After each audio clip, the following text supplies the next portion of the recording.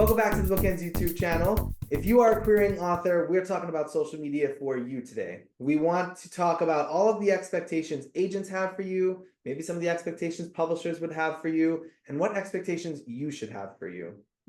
Yeah, exactly. Whether we all want to admit it or not, social media is here to stay, and it's an important part of everything.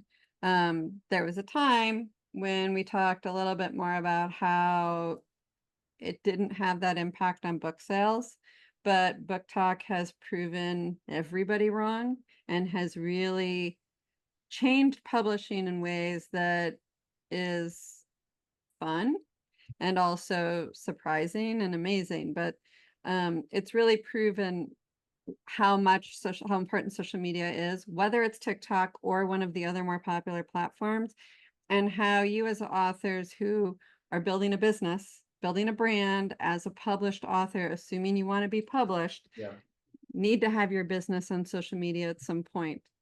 Before we get into the specifics, we're gonna I think we're gonna be addressing three different groups of creators here: authors for all ages, fiction authors, nonfiction authors, because you have a totally different ball game. And I also want to talk a little bit about illustrators too. Absolutely. Yeah, I think all of them have different levels of importance and different experiences that they need to have through social media. Yeah. You want to start? Let's start with fiction authors, because I feel like it's the most fun, but also probably the most free. That's funny. I think illustrators are the most fun. So Oh, yes. All gonna be fun. All gonna be They're fun. all fun, but I think fiction authors, you probably have the most freedom. Yeah. And we say that because typically there's not a huge expectation on fiction authors from agents, but also from publishers. We make majority of our decision based on the book and, our call and whether we vibe and all of that fun stuff. Yeah. So there's not as much. However, I would say particularly, we've done these videos in the past and we've always said like, you don't have to. But I feel like in the past couple of years, my expectation has changed a little bit. I want to see that someone's online somewhere. Yeah, I don't like when I Google and people don't show up anywhere. So I think having some sort of social media that you're willing to share. So we will go to great lengths to find you. We've done it in the past. So if you have a super private account, family, and you don't want to make that public, then I would consider starting something that's public that you are willing to share when you send your manuscript. You're going to need social media. At this point, the platforms that are hottest are TikTok and Instagram, but I think it's good to be on Twitter. I think Facebook is probably the least important right now. At the time we're making this video, this could all change, of course. So I would suggest, to be frank, at the very minimum, you have an Instagram account. If you're going to ask me to tell you to pick one, I would say Instagram's probably the easiest, the most accessible. And right now, it's between TikTok and Instagram for the most important. Yes. However, I just want to say above this, for all categories, have a website. Oh, yeah. It can be the free version. You can do the free Squarespace version or WordPress version. Have a website. Have your face, your contact information, your bio on a website somewhere. Yeah. That is truly the bare minimum. But then that is also the place that can point people to your Instagram, point people to your Twitter, wherever you might be. I agree with you, But it is useful to have, like Jessica's saying, at least one platform. Yeah. I know a lot of TikTok is, readers and viewers connecting with book talkers, readers, not necessarily authors. I know it doesn't always connect in the same way, but I think that being on TikTok as an author, just to see, what books are really resonating with readers, what type of content is being created, being shared really far and wide, and being resonated with, who likes what. I think that's also really helpful to know. And just seeing how the community, it's a very lively and thriving community, and just seeing how that community interacts and what you're getting into is very helpful. Yeah. And then if you choose not to post on on TikTok, all of the things that you're learning, you can use on any other platform. You can use that on your Instagram. You can post things like that on your Twitter. But I think TikTok is a really interesting place for authors to be right now, just to see like, what y'all doing? What's going on? I agree. I agree. So yeah, you need some social media as a fiction author. I don't think it's going to break getting an agent for you because it is about the book. If I read an amazing book, I'm not going to turn it down because you don't have social media, but you're going to need to eventually get it. So start now. And that's the thing, it can be figured out. It can Yeah. be built. It's not something that you need a viral tweet to make yourself. You can build a community Right. there. And it Right. can be something that, takes some time and that you have to work on. We're Yeah. not expecting numbers. We're not expecting hundreds of thousands of followers. Right. But Good showing point. that you're a real person, A, showing that you're a person who's committed to the business side of this, B, and also that you're adaptable, which is what I think social media has really proven lately, is who is adaptable and who is not. Yeah. Okay, should we move on to nonfiction? Nonfiction, because then you get to yap, not me. Okay. And illustrators is all of you. So nonfiction authors, it's a totally different story.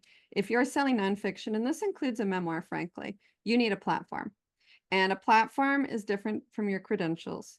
A platform are the readers you're bringing in with you, your current audience that you're bringing into selling the book to the publisher. So your credentials are you have a PhD, you're an expert in the subject. Great, important, also very important to the publisher. Your platform is your reach. It could be workshops you're doing. It could be consulting with major corporations in which you're speaking to 250 people. Any place you are where you're going to sell hundreds, if not thousands of books are what makes your platform. Social media is important to that. And I think just as a, professional social media is going to be important, right? If you are out doing workshops and speaking, then I would think you want to be sharing that information as well on a platform like Instagram or TikTok and building those followers through what you're doing there.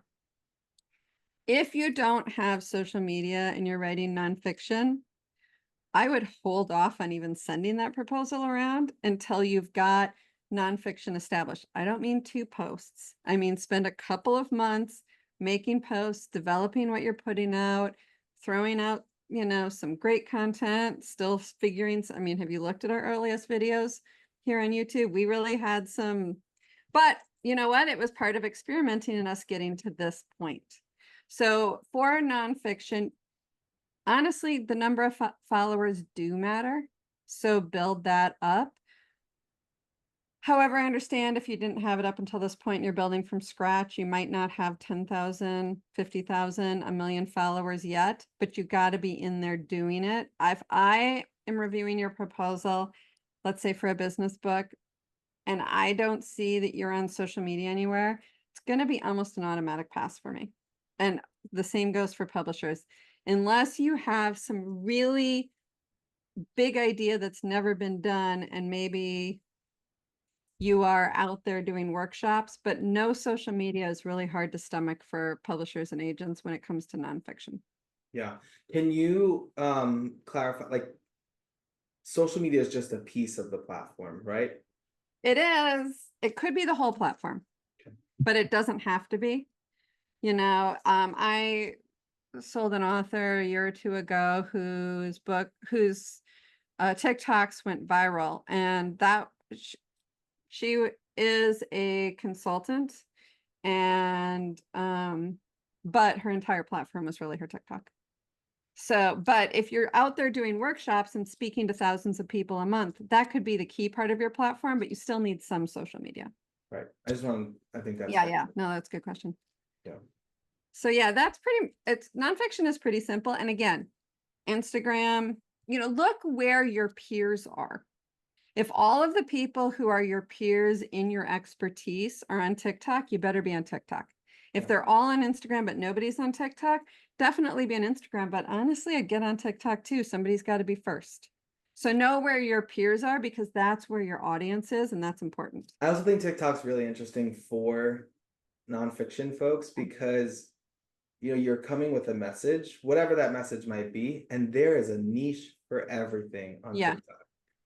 There is a big self-help personal development side of TikTok. So if you're sharing your message there, it's going to reach someone. And you know what? In addition to helping you build a platform, it's going to reach someone and help someone. So I think that's a really interesting argument for TikTok. But there's history talk, there's science talk, there's all of the things that people, business talk, there's money Legal talk, like talk, food everything. talk, yeah, permanent resident, permanent resident.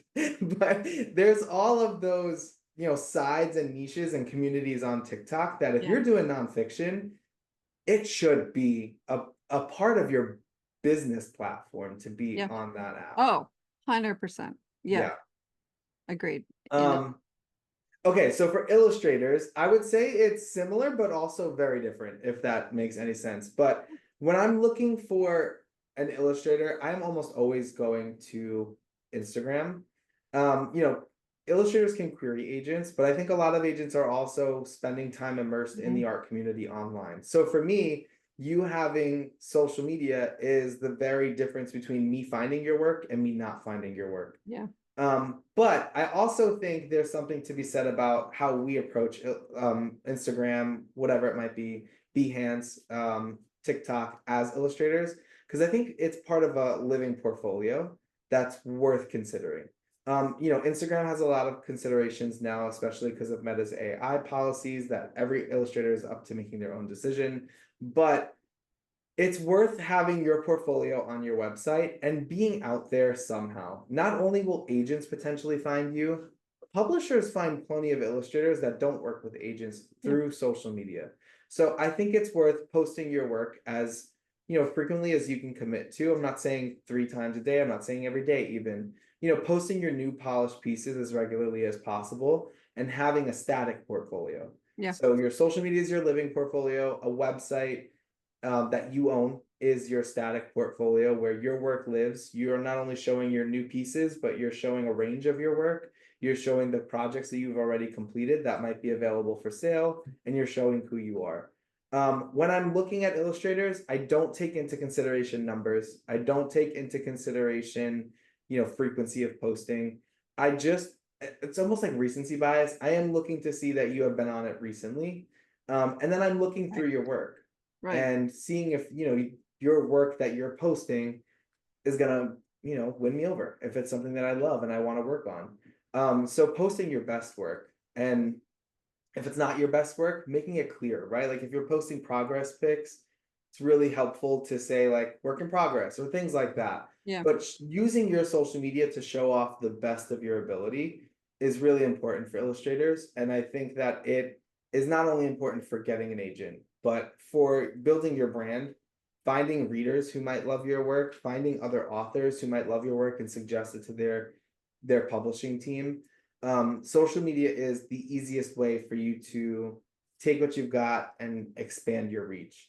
Yeah. So it's not, you can make your decision. It's not super necessary, but I think it's only going to make your life easier. Yeah. As long as you like, a website is a must. A Yeah. website is Oh, yeah. absolutely a must. Yeah, because if you're sending or somebody sees 1 or 2 pieces of your work, they, They want to see. we, yeah, illustrators are bought on a portfolio. Everybody wants to see many, many pieces, so it's important to have it all out there. Something you said, I want to add on to was you mentioned how frequently you need to post. I think fiction writers should be active at least once a week. You should get used to that. Once you become published, you're going to be asked to do more. But I think getting into some sort of routine is important. I think nonfiction writers, you should really consider 3 to 5 times a week. I think that if you really want to build this brand, if you really want to honestly become comfortable with social media, and everybody needs to be on there at least once a week. But I think that even the illustrators, I think you should consider posting once a week if you can. I don't know how possible that is with illustrators, but I think there has to be a bare minimum. I think you can't do every few months. But I think in all of this, I always come back to being a real person. Yeah. So even if you're an illustrator, don't only post your art all the time. I think showing that you're a real person could be helpful. Yeah. Nonfiction folks, it can be tiresome to constantly be posting your message or Right. constantly be posting your events. People are, your engagement's going to drop. Showing that you're a real person will help keep people interested. Yep. If someone likes that picture of your vacation, then your next post about your events might pop up in their algorithm. Yeah. So it's important to remember to be a person at the end of the day, even though you have something to show or something to sell or something to say. Yeah, well, we were talking about this with our own social media and in doing a full evaluation. My BookEnds account, the most popular pictures are always Olive, for those who don't know, the dog. So it does make a difference and it does bring people to your account. Yeah, when someone sees your face, your engagement goes way up. Yeah. Yep. So, well, I think that's it for me. That's it. That was great. We hope this was helpful, and we hope at some point you're watching some of the other videos on how to do this as a published author. Yeah, and when you get on there, if you haven't been on yet, come and look at the BookEnds accounts. We're everywhere. Yes, don't forget to like and subscribe, and we'll see you back here next time. Bye.